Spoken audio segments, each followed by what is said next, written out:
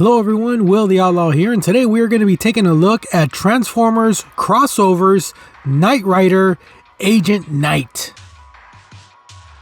As a young child in the 80s, pop culture was ruled by heroes and their cars.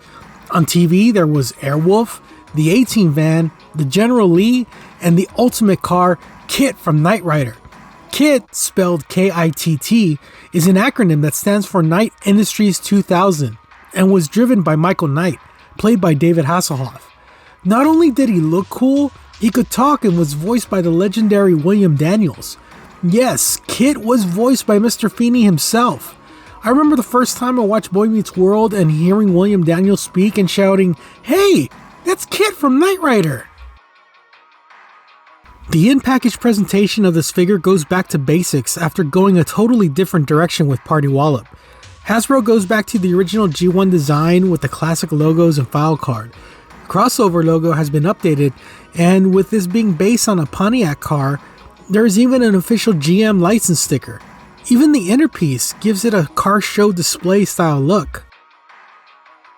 Taking a look at the figure itself, and I get the feeling that this robot mode was very much inspired by the many fan KITT robot modes over the last 20 years.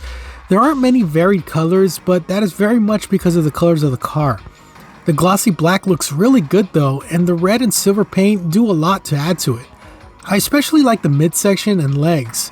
They have a nice blue paint, making it look like he's wearing metallic blue jeans, keeping it very much in line with the 80s Michael Knight Hasselhoff look. The centerpiece of the robot mode is, of course, the iconic swooshing light display. The electronics work in this mode as well as in the vehicle mode, but I'll save that awesomeness for the vehicle mode portion. With as basic as the robot mode is, the head sculpt very much follows that trend.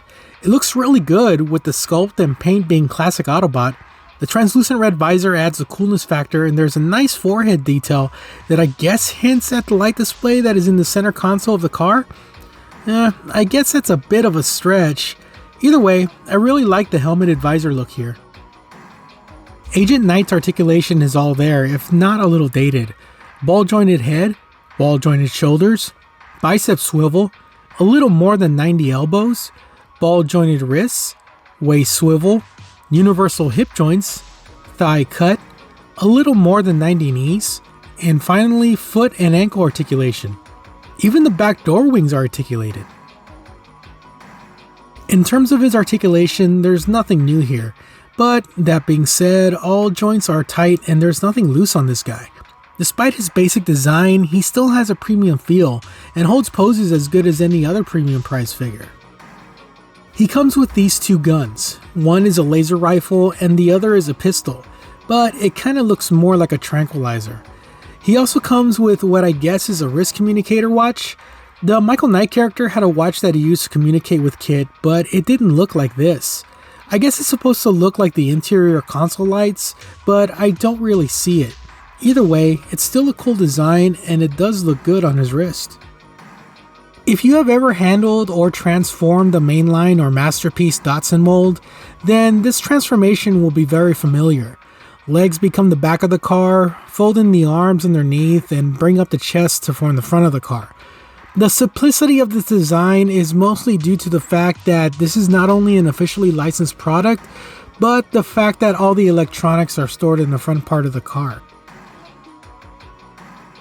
Okay, so I am not speaking in hyperbole here when I say this vehicle mode is perfect.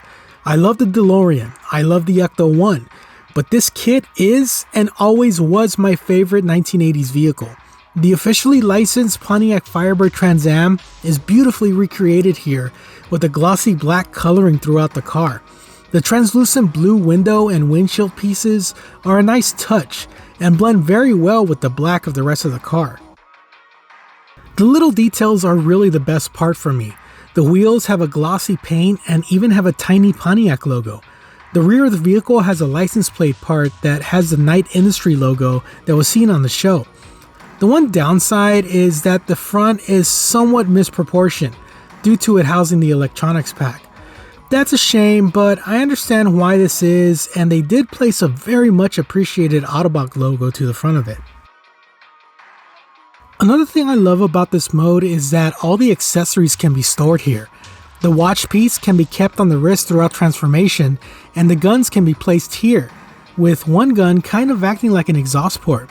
I don't know why, but I really like it when Transformers do this.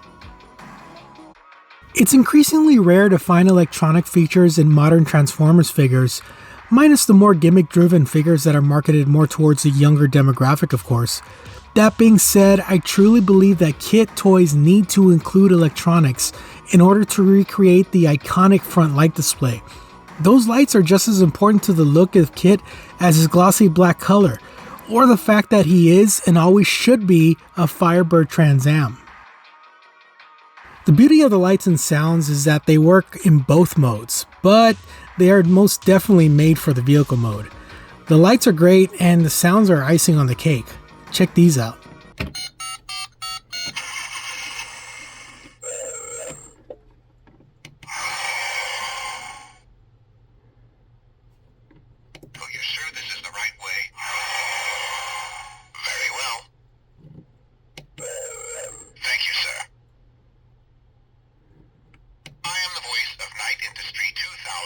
Microprocessor, KITT for easy reference.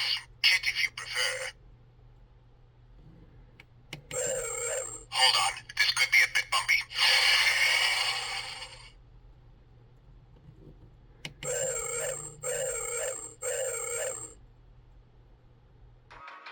Unfortunately, William Daniels wasn't able to voice Kit this time, but the actor they got to do the voice is done well enough. I understand why he was unable to do the voice, so I have no complaints in regards to that. If I had one complaint about this vehicle mode, is that it doesn't scale at all with the other crossover figures, and is a little too big to be part of an in-scale display. That's a bit unfortunate, but it still looks good in robot mode, and is a good addition to the 80s robots display. I love all the crossover figures I have. While some are better than others, this may be my favorite vehicle mode. The glossy coloring, the little details, and especially the electronics go a very long way in my appreciation of this figure. Those lights along with that swooshing sound is the best kind of nostalgic high for me. All in all, while the best thing about this release is the nostalgic feeling it gives off, this is still a fun toy and has quickly become one of my favorites despite its simplicity and reliance on the classic transformation style. Bottom line, the look, quality, and electronic features more than justify the $50 asking price. This is a definitive must-buy for any 80s kid who grew up idolizing the cars of our favorite heroes of the big and small screen. Well, that was my look at Transformers, Crossovers, Knight Rider, Agent Knight. Like, comment, subscribe, and I'll see y'all soon.